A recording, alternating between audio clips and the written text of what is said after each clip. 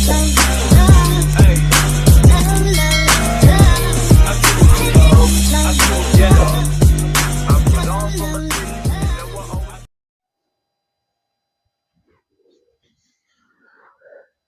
दोस्तों, आज हम लोग कॉस्ट की क्लासिफिकेशन पढ़ेंगे कि कॉस्ट की क्लासिफिकेशन कैसे की जाती है। तो कॉस्ट जो होती है हमारी बेसिकली टू टाइप्स के अंदर हमने पहले डिवाइड कर देते हैं। पहले हम लोग इसको डिवाइड करते हैं फिक्स्ड कॉस्ट में और वेरिएबल कॉस्ट में। तो फिक्स्ड कॉस्ट और वेरिएबल कॉस्ट के अंदर कंसेप्ट ये रहेगा आप लोगों का कि जो कॉस्ट जो होती है आपके प्रोडक्शन के साथ चेंज हो जाती है वो वेरिएबल में आएगी, और जो आपका प्रोडक्शन चल रहा है लेकिन जो कॉस्ट चेंज नहीं होती वो हमारी फिक्स्ड कॉस्ट के अंदर आ जाती है। तो फिक्स्ड कॉस्ट के अंदर क्या, जैसे आपको मैं एग्जांपल देता हूँ, लाइक हमारी जो प्लांट की सिक्योरिटी होती है उसका जो खर्चा आना है उसका कोई लेना देना नहीं है। आपकी प्रोडक्शन जो है वो कैसी हो रही है, कितनी हो रही है, तो ये हमारी जो कॉस्ट है ये हमारी फिक्स रहेगी। अगर हमने कोई प्रॉपर्टी पे वो कर रहे हैं, हम लोग प्रोडक्शन कर रहे हैं और जो प्रॉपर्टी है वो तो उतनी की उतनी रहेगी, उसके ऊपर टैक्स भी उतना ही पड़ता रहेगा, तो ये भी हमारी क्या हो जाएगी, फिक्स कॉस्ट हो जाएगी। जो हमारी एडमिनिस्ट्रेटिव सैलरीज है जो हमने जो है फिक्स कर रखी हैं, जब हमने किसी को लगाया था तो फिर हमारी वो भी जो है वो भी हमारी फिक्स रहेंगी, वो हमारी चेंज नहीं होती। और जैसे हमने इंश्योरेंस करवा रखा है, भले एम्प्लॉय इंश्योरेंस हो या मशीनों का हो या जो भी हमने इंश्योरेंस का खर्चा दिया, हमारी एक फिक्स जो है कॉस्ट आ चुकी है, ये हमारी फिक्स ही रहेगी जब तक हमारा जो है कोई प्रोडक्ट जो है उसकी प्रोडक्शन जो है वो चलती रहेगी। अब हमारे पास वेरिएबल कॉस्ट के अंदर क्या आ जाता है, जैसे हम लोग मटेरियल जो है वो हम मार्केट से लेते हैं, तो हम वो लिख देते हैं डायरेक्ट मटेरियल कॉस्ट, जिसका हम प्रोडक्शन कर रहे हैं उसमें जो हमारा मटेरियल यूज हो रहा है, यहाँ पे उसकी बात हो रही है। तो ये जो मटेरियल कॉस्ट है मार्केट रेट पर डिपेंड करेगा, जैसे मार्केट का रेट अप डाउन होगा उस हिसाब से हम भी जो मटेरियल प्रोक्योर कर रहे हैं उसका भी जो रेट है वो अप डाउन होता रहेगा। तो उस हिसाब से ये जो कॉस्ट है ये डायरेक्ट मटेरियल कॉस्ट की आ जाएगी। और जैसे हम लोग लेबर लगाते हैं तो टाइम टू टाइम क्या होता है, लेबर के जो वेजेस होते हैं वो गवर्नमेंट भी आपकी रिवाइज करती रहती है और कंपनीज भी रिवाइज करती रहती है। तो ये जो हमारी कॉस्ट है, दोनों कॉस्ट जो होती है हमारी वेरी करती रहती है। तो बेसिकली हमारी जो फिक्स्ड और वेरिएबल कॉस्ट है वो यही रहती है। लेकिन कई जगहों के अंदर क्या हो जाता है, लाइक हम लोग मेंटेनेंस कर रहे हैं, तो मेंटेनेंस में क्या हो जाता है कि मेंटेनेंस के अंदर कई पार्ट्स जो होते हैं मशीन के वो बाहर से मंगवाने पड़ते हैं या महंगे आ जाते हैं, या फिर हाई प्रोडक्शन हो रही है तो ज्यादा खर्चा आ रहा है कुछ है, तो कुछ कंपनीज उसको क्या कर लेती है, वेरिएबल कॉस्ट के अंदर जो है वो काउंट कर लेती है, कुछ उसको नहीं काउंट करती, उसको हम लोग फिक्स के अंदर ही काउंट कर लेते हैं। जो हमारी मेंटेनेंस की सैलरी जो लोग ले रहे हैं वो बाकी प्लांट के देख रहे हैं तो वो इस पोर्शन को भी देख लेंगे। तो इस हिसाब से क्या हो जाता है, हमने जो क्लासिफिकेशन ऑफ कॉस्ट करी अभी फिक्स्ड कॉस्ट और वेरिएबल कॉस्ट के ऊपर हमने कर दी है इसमें। इसके बाद हम लोग क्या करेंगे इसको, अब जो हमारी कॉस्ट होती है, कॉस्ट का क्लासिफिकेशन एक और तरीके से किया जाता है जिसको बोलते हैं हम डायरेक्ट कॉस्ट और इनडायरेक्ट कॉस्ट। आज हम लोग अब जो है उसके बारे में जानने की कोशिश करेंगे कि what is the difference between your direct cost and indirect cost. एक तरह की कॉस्ट होती है हमारी डायरेक्ट कॉस्ट जो डायरेक्ट प्रोडक्शन को इफेक्ट कर रही है हमारी, और एक कॉस्ट होती है इनडायरेक्ट कॉस्ट जो हमारी प्रोडक्शन को डायरेक्ट इफेक्ट नहीं करती।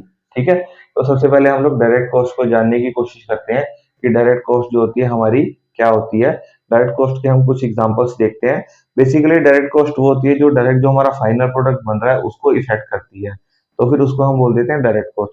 जो स्पेसिफिक प्रोडक्ट का जो फाइनल हमारा निकल के आ रहा है उसको अगर कोई चीज इफेक्ट कर रही है वो हमारी डायरेक्ट कॉस्ट के अंदर आ जाएगी। लाइक किस किस क्या क्या चीज हमारी इफेक्ट करती है, डायरेक्ट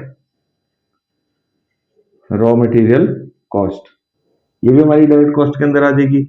इसके बाद हमारी आ जाएगी डायरेक्ट लेबर कॉस्ट, ये भी हमारी डायरेक्ट कॉस्ट के अंदर आ जाएगी, क्योंकि जिस चीज का हम किस चीज के बना रहे हैं, हम बना रहे हैं मटेरियल से ही किसी प्रोडक्ट को तैयार कर रहे हैं, तो फिर वो चीज आ गई। और लेबर कौन सी हम बात कर रहे हैं, जो सी उस मटेरियल को प्रोसेस कर रही है, direct labour cost, direct labour that is processing the material. तो इसकी जो कॉस्ट आ जाती है वो भी किस में आ जाती है, हमारी डायरेक्ट कॉस्ट के ऊपर आ जाती है।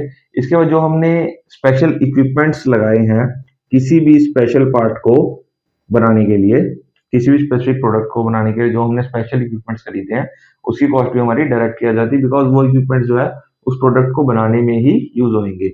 इसके बाद जो स्पेशल टूलिंग हम यूज करते हैं उस प्रोडक्ट को बनाने के लिए, तो जो स्पेशल टूलिंग यूज करती है वो भी हमारी डायरेक्ट फाइनल प्रोडक्ट को ही यूज करते हैं। उसके बाद जो भी हमने उसके ऊपर इंजीनियरिंग करी कि कैसे कैसे प्रोडक्ट बनेगा, जो भी हमने इसका रिसर्च एंड डेवलपमेंट करी, जो भी हमने न्यू प्रोडक्ट डेवलपमेंट करी, वो सारा कुछ जो होता है एक प्रोडक्ट को मैन्युफैक्चर करने में ही हमने जो है डायरेक्टली यूज करा है इन सारे खर्चे को, तो ये हमारा जो है डायरेक्ट कॉस्ट के अंदर आ जाता है। ये जो हमारी इनडायरेक्ट कॉस्ट होती है वो हमें ये हमारा डायरेक्ट कॉस्ट हो गया। अब हम इनडायरेक्ट कॉस्ट की बात कर रहे हैं। इनडायरेक्ट कॉस्ट वो कॉस्ट होती है जो डायरेक्टली जो हम पर्टिकुलर प्रोडक्ट बना रहे हैं उसको इफेक्ट नहीं करती, लेकिन ऑल ओवर द प्लांट की बात करें तो उसके अंदर वो प्रोडक्ट भी है वो इंक्लूड हो जाता है, तो उसके अंदर वो इनडायरेक्ट कॉस्ट आ जाती है। लाइक क्या क्या चीजें हो जाती हैं, जैसे कि हमारे उसको हम ओवरहेड चार्जेस भी जैसे आप लोग बोल देते हो, तो इसके अंदर क्या क्या आ जाता है, वेजेस ऑफ सुपरवाइजरी स्टाफ, जो भी स्टाफ वहां पे सुपरवाइजर करेगा उनके लिए अगर एक प्रोडक्ट नहीं बन रहा तो दूसरा बन रहा होगा। हो सकता है एक शिफ्ट में वो एक प्रोडक्ट देख रहा हो, दूसरी शिफ्ट में दूसरा प्रोडक्ट देख रहा हो, लेकिन इनडायरेक्टली कहीं ना कहीं वो कॉस्ट जो है वो प्रोडक्ट के अंदर भी काउंट होगी, लेकिन वो इनडायरेक्ट के अंदर आएगी। इसी तरह हमारे जब सामान बन जाता है तो वो इंस्पेक्शन एरिया में चले जाता है, तो जो इंस्पेक्शन स्टाफ होता है वो बहुत तरीके के प्रोडक्ट जो है वो चेक करता है, लेकिन उसके अंदर हमारे वाला प्रोडक्ट भी जा रहा है तो उसकी भी इंस्पेक्शन हो रही है, तो वो भी हमारी इनडायरेक्ट कॉस्ट के अंदर आ जाती है। इसी तरह जब प्रोडक्ट बन जाता है तो उसकी हम सेलिंग करते हैं, सेलिंग एक्सपेंसेस लगते हैं उसके ऊपर।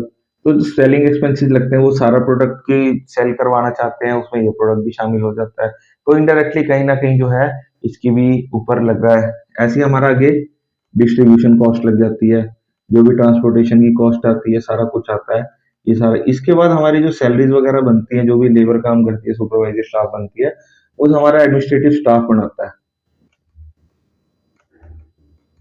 तो वो भी जो वेजेस लेता है वो भी कहीं ना कहीं तो इस कॉस्ट को जो है वो इफेक्ट करता ही करता है। तो ये सारी चीजें जो आ जाती हैं हमारी इसके अंदर आ जाती है, इनडायरेक्ट कॉस्ट के अंदर आ जाती है। इसी के बाद हमारी जो एक रिपेयर एंड मेंटेनेंस की कॉस्ट होती है, कोई मशीन खराब होगी तो मेंटेनेंस वाला बंदा जो होता है वो आके काम करता है या रिपेयर करता है या उसको उसकी मेंटेनेंस टाइम टू टाइम करते रहता है। तो ये सारी कॉस्ट जो होती है हमारी इनडायरेक्ट कॉस्ट के अंदर आ जाती है। तो हमने क्लासिफिकेशन ऑफ कॉस्ट के अंदर आज जाना कि फिक्स्ड एंड वेरिएबल कॉस्ट के अंदर क्या डिफरेंस होता है। सेकेंडली हमने जाना कि डायरेक्ट एंड इनडायरेक्ट कॉस्ट के अंदर क्या डिफरेंस होता है। फ्रेंड्स, आपको कोई डाउट है तो जरूर कमेंट करें, आपका डाउट क्लियर करा जाएगा। Thank you.